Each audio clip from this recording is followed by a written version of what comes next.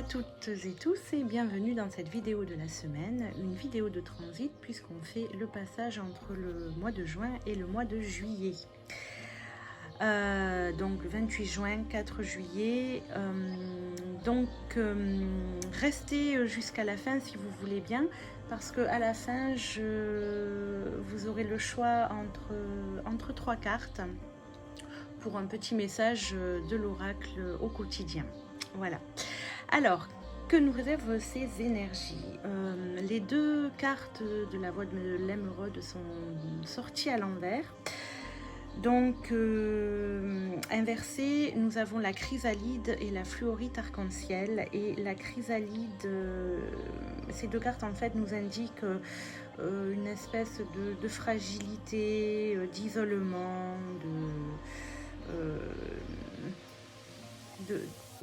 de léthargie même pour certains, de léthargie. Et puis la fluorite, elle, parle de déséquilibre, de dispersion, et donc tout cela nous invite à trouver l'équilibre entre les besoins spirituels et les besoins matériels.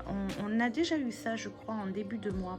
La fluorite était déjà sortie et nous invitait à cet équilibre, ce qui nous permettrait effectivement d'être davantage, d'être moins fragile et beaucoup plus ouvert à l'action.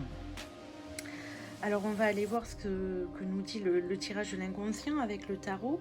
La question qui est posée, c'est de savoir si nous allons réussir à trouver ce qui nous correspond par rapport entre ce que l'on est et ce que l'on souhaite. Donc voilà, est-ce qu'on va réussir à trouver justement cet équilibre? Et on voit que y a beaucoup de choses qui nous passent par la tête. Le mental est très présent. Il y a des envies, il y a des projets qui sont là. On a les bases pour les mettre en place. En plus, ça pourrait être quelque chose de simple à mettre en place. Et les énergies nous invitent, avec le mât ici, dans cette direction, à oser y aller, à oser lâcher les questionnements et poser enfin des actes. Pour autant, pas sûr que ça suffise, pas sûr que l'invitation du mât soit entendue réellement ce mois-ci. Il va y avoir des prises de conscience, effectivement, mais on sent que malgré le fait que l'on a les moyens de le faire, qu'on a aussi les compétences, qu'on a les bases, etc. Ici, l'ermite, dans ce sens, nous dit que on n'y va pas forcément tout de suite, hein, comme si on demandait encore un peu de temps pour se positionner, Donc voilà, ça. Entre ces énergies un petit peu léthargiques et le mental qui carbure à fond les ballons, et c'est pas forcé que cette semaine soit une semaine d'action. Alors je suis allée demander qu'est-ce que l'on devait de quoi l'on devait se détourner cette semaine et vers quoi l'on devait porter son attention. Et donc ici, on nous dit, on retrouve l'ermite et le 7 de denier. Et ici, on nous dit qu'il faut arrêter de s'isoler, il faut arrêter de cogiter, il faut arrêter un peu trop de se replier sur soi et au contraire de se mettre au travail, de se mettre à l'action, de persévérer et donc de ne pas baisser les bras. D'ailleurs, les cartes de la féminité sacrée, leur message nous dit un petit peu la même chose, hein, avec l'envol du lâcher-prise ici, qui nous dit accueillir accepter que tout a une raison d'être. Donc, ça nous dit d'arrêter de cogiter, hein, de laisser un petit peu la vie faire son œuvre et de se laisser porter. Mais ici, on est plus malgré tout dans le sens de l'action. Maintenant, on y va. Voilà. Enfin, le petit message des lettres hébraïques, ici c'est la carte numéro 20 qui est sortie. Regardez ce joli vert et qui est Reish ou Reich. Ou Reich, je ne sais pas comment on le dit. En tout cas, regardez, Reich c'est la richesse du cœur. Donc encore nous sommes dans l'élan du cœur, n'est-ce pas? On nous dit accepter de lâcher l'avoir pour l'être. Et tout à l'heure, on parlait de mettre un équilibre entre besoins matériels et besoins spirituels. Courber la tête, abandonner l'orgueil et le contrôle mental. Une aide précieuse pour apaiser le mental, donc c'est cool. On vient nous aider à sortir du petit vélo dans la tête et aller écouter davantage ce qui se passe au niveau du cœur. Et ça nous parle aussi de pureté.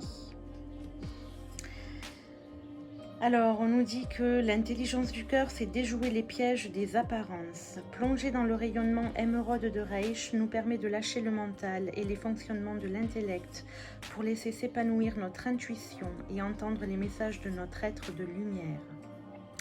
Sa présence pure et simple est une douche vivifiante qui donne une extraordinaire sensation d'allègement. Reich est inestimable pour libérer notre âme des réflexes de l'orgueil, de la possessivité, on parlait de lâcher, l'avoir, et de l'égoïsme en général. Pour cette humanité morcelée qui a oublié son origine divine, qui a perdu la conscience qu'elle formait un corps unique, le monde est terrifiant. Le danger est partout. Rien n'est stable et durable pour le regard qui ne voit plus la lumière éternelle. En réaction à la peur, s'est formé l'ego et tout ce qui entretient la séparation, source de souffrance. Nous cherchons vainement à contrôler et maîtriser notre quotidien avec notre personnalité humaine limitée et notre impuissance attise la peur et entretient ce cercle vicieux. Reich nous propose un nouveau regard sur la vie, un vertigineux défi pour guérir de nos réflexes de peur. Elle est l'initiale de l'archange Raphaël, dont le nom signifie Dieu guérit, qui apparaît dans la Bible pour guérir Tobie de la cécité. Donc voilà, cette carte, ce message des lettres hébraïques qui vient clôturer ces énergies de la semaine. Et puis, comme je vous l'annonçais en début de vidéo, je vais vous proposer 3 cartes. Je vais vous laisser, vous pourrez faire un arrêt sur image pour choisir celle que vous souhaitez. C'est un petit message des oracles au quotidien. Et donc, je vais demander 3 messages pour vous pour cette semaine du 28 juin au 4 juillet. Un petit message supplémentaire, peut-être un peu plus concret, qui pourra vous aiguiller, vous aider. Allez, voilà, et je vais sortir 3 cartes. Voici la carte numéro 1, la carte numéro 2 et la carte numéro 3. Voilà, je vous laisse un petit temps de réflexion. Et je vais lire les messages. Alors, pour ceux qui ont choisi la carte numéro 1, on vous dit, je ne sais pas si vous voyez avec le soleil, vous devez faire une bonne action. Donc, nous sommes dans la lignée des énergies puisque l'on parlait de poser des actes. Et là, on vous dit de faites un geste louable.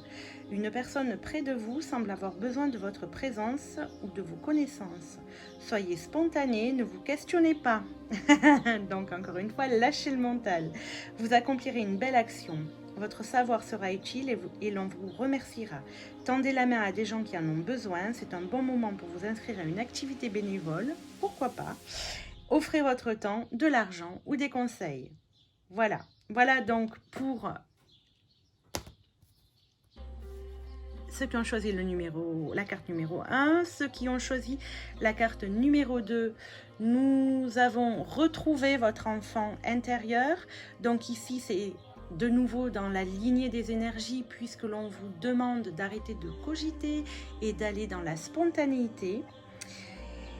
Et je vous lis le petit texte qui va avec. Une situation ou une personne vous permet de renouer avec votre enfant intérieur. Prenez le temps de l'apprivoiser, parlez-lui, réconfortez-le, écoutez ce qu'il veut vous dire, car il détient la réponse à votre question. Vous serez invité à vous amuser. Acceptez l'invitation. Vous découvrirez une facette de vous-même que vous aviez oubliée depuis longtemps. Une personne que vous avez perdue de vue vous donnera de ses nouvelles. Et enfin, dernière carte, la carte numéro 3, et il est question de cette situation reflète votre réalité. Est-ce que vous voyez? Voilà. Cette situation reflète votre réalité. Ce que vous croyez vivre est le reflet de vos pensées, de vos perceptions et de vos croyances. Il s'agit de votre réalité, la vôtre. Vous êtes convaincu d'avoir raison et vous voulez le faire savoir aux autres. Or, chaque personne a une façon différente de voir les choses, qui est son propre point de vue. Échangez avec calme vos opinions avec autrui, vous trouverez un terrain d'entente. Donc, ne restez pas campés sur vos positions, peut-être, par rapport à une situation, par rapport peut-être à la mise en œuvre d'un projet, d'un travail, de quelque chose. Ouvrez-vous à d'autres perceptions et c'est peut-être là qu'est la solution. Voilà, j'espère que ce tirage vous a plu, qu'il vous a parlé, résonné. Et moi, je vous dis à la semaine prochaine pour de nouvelles aventures sur le fil de la vie. À très vite, au revoir.